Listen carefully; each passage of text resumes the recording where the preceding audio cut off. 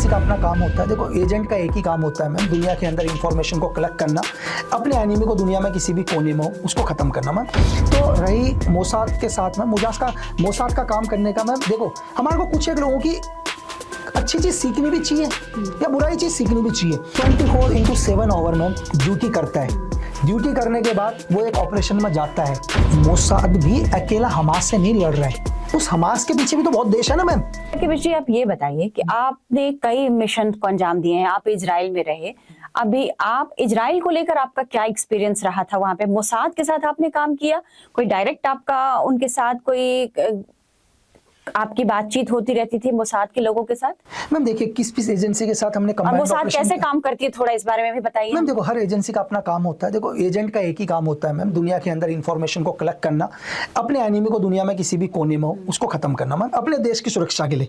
ये दुनिया की चाहे मोसाद हो, चाहे MSS हो, MI6 हो, CI हो, RNW हो, सबका वही काम है कि अपने एनिमी को खत्म करना। प्रोसीजर कोई आदमी दिखा देता है, कोई एजेंसी डिस्क्लोज कर देती है, कोई एजेंसी डिस्क्लोज नहीं करती है। तो रही मोसाद के साथ में मोसाद का काम करने का मैम, देखो हमारे को कुछ एक लोगों की अच्छी चीज सीखनी भी चाहिए या बुराई चीज सीखनी भी चाहिए। हमें दुनिया में उन देशों से सीखना चाहिए जो देश कभी भी उनके देश के ऊपर बात आ जाती है तो वो देश उनका हर नागरिक एक हो जाता है मैम। ये हमें उनसे सीखना चाहिए। उनका नागरिक दुनिया में किसी भी कोने में हो वो अपने देश के साथ खड़ा हो जाता है। हमने देखा जब हमास ने अटैक किया था तो दुनिया भर में जितना जहां इजरायली थे वो सब वहां पहुंच गए। और तो देखो, दुनिया की कोई भी एजेंसी कब फ्रीली काम करती है मैम, जब देश की जनता, आम पब्लिक उन पर भरोसा करे, उनका साथ दे मैम। एक आदमी 24/7 आवर मैम ड्यूटी करता है। ड्यूटी करने के बाद वो एक ऑपरेशन में जाता है। एक ऑपरेशन में वो शहीद हो जाता है, 2 आतंकवादी भी मारे जाते हैं। आप आतंकवादी के लिए मानव अधिकार लेके आ जाते हैं मैम। तो जो उनके मानव अधिकार की बात कर रहा है, हमें उनको लेके दुख नहीं होना चाहिए कि ऐसी बातें कर रहा है, क्योंकि वो एजेंट है दूसरे मुल्कों का। उसका घर का चूल्हा तक विदेशी फंडों से चलता है। आप मुझे एक चीज बताओ मैम कि आज लोगों के धरने लगते हैं, लोग 2-2 महीने तक धरने में बैठे रहते हैं। मुझे सिर्फ मैम, अगर मैं 5 दिन काम नहीं करूँ ना तो मुझे मेरे रेंट की टेंशन हो जाएगी। क्या लक्की 20-4 महीने में रेंट देना है, कैसे मुझे मेरी गाड़ी की EMI भरनी है, मैं कैसे भरूंगा? 1 तारीख को मेरी गाड़ी की EMI कट जाएगी, मुझे महीने में मेरे घर का रेंट देना है, मैं कैसे दूंगा? जब मुझे टेंशन हो रही है तो मैं ये पूछ रहा हूँ कि 2-3 महीने तक जो लोग सुबह से शाम तक बैठे रहते हैं, उनके घर का खर्चा कौन चला रहा है? सिर्फ इतना बताओ। अंबानी के परिवार के तो है नहीं, मुझे लगता है अंबानी का परिवार का उनमें से एक भी नहीं होगा। आम आदमी तो होंगे ना। शाहीन बाग प्रोटेस्ट की बात चाहे दुनिया में जो भी इस टाइप के प्रोटेस्ट चलते हैं, सिर्फ उनका घर का खर्चा कौन चला रहा है मैम? कौन है जो डेली इतने लोगों को लेके वहां पर आ रहा है? ये सब चलता है मैम विदेशी फंडों से। उन लोगों को तो ये भी नहीं पता हम किस चीज का धरना कर रहे हैं। आप उनमें से एक आदमी को उठा के देख लो मैम, उस भीड़ में से, और उससे पूछो यार तुम ये धरना किस चीज का लगा रहे हो? उसको पता ही नहीं हो। बोला उन्होंने बोला है कि देश के खिलाफ, देश हमारे। उन लोगों को कुछ नहीं पता कि हम कर क्या रहे हैं मैम।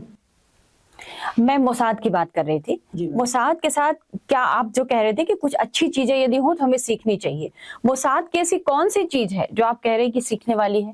वो एजेंसी कैसे काम करती है? हमने अभी तक बस सुना है, आप वहां रहे हैं, आपने अपनी आंखों से बहुत कुछ देखा होगा, थोड़ा बताइए। मैं आपको एक छोटा सा उदाहरण बताता हूँ। एक स्पाई है अली कोहेल। वो कोई स्पाई नहीं, कोई बैकग्राउंड नहीं मैम। शायद 1960 के अंदर समथिंग वो मोसाद को ज्वाइन करते हैं, सीरिया जाते हैं। सीरिया जाने के बाद वहाँ के प्रेसिडेंट को चेंज करवा देते हैं, एक नया प्रेसिडेंट खड़ा कर देते हैं, और खुद सीरिया के डिफेंस मिनिस्टर बनने वाले थे महज 5 साल के अंदर। मैम 5 साल में अगर मैं आपको एक बात बोलूं, आप किसी प्रधान को नहीं हटा पाओगे ढंग से। अगर मैं सपोज करो मैं यहाँ का रहने वाला हूँ और मैं बोलूँ तमिलनाडु में जाके किसी प्रधान को हटाना है, तो वहाँ अपने ही देश में मुझे प्रधान को हटाने में मुश्किल हो जाएगी। वो दूसरे देश में जाके वहाँ के प्रेसिडेंट को चेंज कर देते हैं मैम। अगर इस बात में कभी सोचो कि आप अपने दुश्मन मुल्क के अंदर जाके वहाँ के राष्ट्रपति को बदल देते हो, दूसरा राष्ट्रपति खड़ा कर देते हो महज 5 साल के अंदर, तो क्या देशभक्ति होगी मैम? क्या देश का सपोर्ट होगा मैम? और लास्ट में उनको फांसी में लटकाया गया। शायद 24 घंटे तक उन्हें फांसी में ही लगाया मैम। लेकिन हमास को खत्म करने में मोसाद को लंबा संघर्ष करना पड़ा। अभी भी हम मान के चल रहे हैं कि हमास अभी भी है सक्रिय, उसके कई जो नेता हैं वो मारे गए, लेकिन फिर भी हमास सक्रिय है। तो मोसाद को यहाँ कहाँ दिक्कत आ रही है? मैम देखो, सेम चीज है कि मोसाद भी अकेला हमास से नहीं लड़ रहा है, उस हमास के पीछे भी तो बहुत देश है ना मैम। ईरान साथ दे रहा है, हमें सब सिर्फ वही ऑर्गेनाइजेशन नजर आता है मैम। हम देखते हैं कि छोटा सा, चलो हम देखते हैं मौलाना मसूद अजहर, हम देखते हैं हाफिज सईद, ये छोटे से आतंकवादी, इनको महज कहते हैं इनको क्यों नहीं खत्म कर देते? क्योंकि ये दिख रहे हैं फ्रंट में, इनके पीछे बड़ी लॉबी है। ये सवाल तो है, इनको खत्म क्यों नहीं कर सकते? क्योंकि लॉबी बड़ी है ना ma'am, is the big lobby जो इनको छुपा के रखती है, जो तैयार करती है इनको, जो हर दूसरे दिन क्या करती है, एक नया आदमी तैयार कर देती है मैम। तो मेन चीज है वो लॉबी मैम। और वो लॉबी इतने वाइट हैं कि आपको लगता है तो दुनिया के महान लोग हैं मैम। उनके अगेंस्ट में मैं भी बात करूं तो आप तो मुझे गालियां देना शुरू कर दो। कल मैं उनके बारे में बोलूं, बोले यार क्या बात कर रहे हो तुम, किसके खिलाफ बात कर रहे हो? क्योंकि वो दुनिया के इतने बड़े लोग, इतने अच्छे लोग हैं दुनिया के अंदर जो ये सब कुछ कर रहे हैं। तो आप कह रहे हैं कि हमास के पीछे एक बहुत बड़ी लॉबी है, जो पावरफुल देश जो उसे सपोर्ट करता है मैम। आपके करियर में सबसे चुनौतीपूर्ण टास्क आपके लिए कौन सा रहा? कौन से देश में आपको लगा कि यहाँ ये मिशन मेरे लिए टफ है? नहीं देखो मैम, किसी भी देश के अंदर मिशन करना टफ नहीं है मैम। देश के अंदर मिशन करना मैम, वहां पर कौन से मेरे ऊपर लॉ लग रहे हैं, 2-4 गलती भी कर दूंगा तो कोई बड़ी बात नहीं है। सबसे टफ है मैम कि अपने ही देश के कुछ लोगों को समझाना, वो ज्यादा टफ है। वो बहुत इजी काम है यार। जाऊंगा, पहले से पूरा का पूरा हमारे पास एक मैप है, जीआर है, एनिमी का हाइड आउट है, पूरी की पूरी सपोर्टिंग टीम मेरे साथ है, गया अपना ऑपरेशन करके खत्म करके आ गया। इज द इजी, ये तो इसके लिए मैं पैदा हुआ हूं। लेकिन एक आदमी को ये समझाना भाई तुम गलत कर रहे हो, वो बहुत मुश्किल है। कि ना तो मैं उसे मार सकता हूं मैम, कि मेरे देश का ही नागरिक है ना, मार भी नहीं सकता, तो उसे समझाना कि जो तुम स्टेप ले रहे हो भाई ये हमारे देश के अगेंस्ट है, इसमें कितना फर्क पड़ेगा इस देश के अंदर, वो सबसे मुश्किल काम है मैम। दिल्ली ब्लास्ट में आपने देखा कि कई डॉक्टर्स के तार इसमें जुड़े, कि जो डॉक्टर्स जिसने हमला किया वो खुद भी मतलब एक फिदायीन था वो। तो इस गठजोड़ को आप कह रहे हैं कि अपने देश में ही लोगों को समझाना मुश्किल हो रहा है। तो जब अपने ही देश के लोग टेरर एक्ट में शामिल हो रहे हैं, तो आप ऐसे लोगों को के लिए मतलब इनकी पहचान हम कैसे करें? ये स्लीपर सेल है, ये दूसरे वेश में होते हैं, कहते कुछ और हैं, करते कुछ और हैं, पेशा कोई और होता है, लेकिन जो स्लीपर सेल हम जैसे कहते हैं कि वो अपनी पहचान छुपा के काम करते हैं। अपने देश में समझाना और ये स्लीपर सेल की पहचान करना, ये कितना मुश्किल काम है? आप कैसे पहचानते हैं किसी स्लीपर सेल? बहुत ईजी है, आप भी पहचान लोगे। बहुत ही ईजी है लोग, कि अगर आपको कैसे लगेगा कि ये आदमी साला आगे चल के एक आतंकवादी बन सकता है, ये स्लीपर सेल हो सकता है, देश को नुकसान पहुंच सकता है, बहुत ईजी तरीका। आप सिविलियंस के लिए आप एक काम करो मैम, आज आप सिर्फ शाम को एक वीडियो डाल दो और बोलो भारत माता की जय, है ना, हमारे संविधान जिंदाबाद, हमारा देश जिंदाबाद।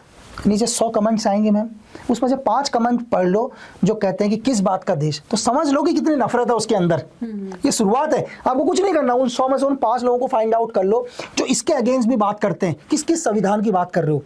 यहीं रह रहे हैं, यहीं खा रहे हैं, है ना मैम, यहीं उनके बच्चे पढ़ रहे हैं और बोलते हैं कि संविधान की बात कर रहे हो। तो आप यहीं से सोच पकड़ लो, ये आदमी को आतंकवादी बनने में ज्यादा टाइम नहीं लगेगा।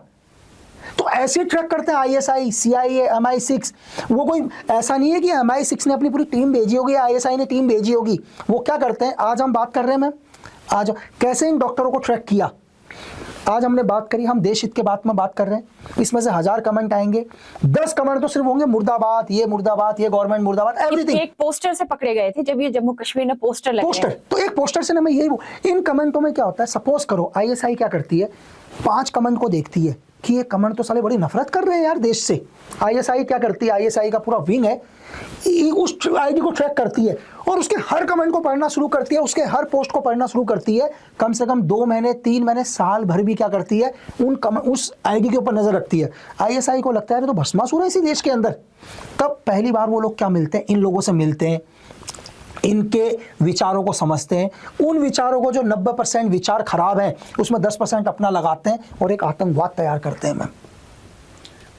ISI ऐसे काम करती है, दुनिया के सब लोगों का यही तरीका है। हमारी एजेंसी ऐसे कमेंट करने वालों को छांट के पकड़ती है। आज मैम बिल्कुल, जो भी अगर ऐसा लग रहा होगा, आज हमारे देश की सिक्योरिटी विंग, हमारी देश की जितनी भी इंटरनल और एक्सटर्नल सिक्योरिटी सर्विसेज हैं वो सब के सब हर उस एंटी एलिमेंट को 24/7 ओवरट्रैक कर रहे हैं जो इस देश को नुकसान करने के बारे में सोच भी रहा होगा। मैम आप बड़े मिस्टेरियस से क्यों लगते हैं मुझे, बड़े रहस्यमयी लगते हैं। आपसे जब भी बात करूं तो आप बड़ी जल्दी में होते हैं, किस बात की जल्दी होती है आपको? मैम देखो दुनिया में और भी काम है, यहाँ से जाऊँगा कोई और काम है, तो हर देखो टाइम तो हर आदमी मतलब ऐसा नहीं है मैम, वक्त तो देखो मैं आपको एक चलो मेरी छोड़ दो मैम, एक कॉलेज के लड़के को भी आप बोलोगे कि मैम थोड़ा सा जल्दी जाना है, शायद उसको कहीं भी जाना होगा, काम के लिए जाना होगा, अपनी गर्लफ्रेंड से मिलने जाना होगा, XYZ किससे मिलने जाना होगा, कोई भी कोई अगला काम होगा किसी भी आदमी का,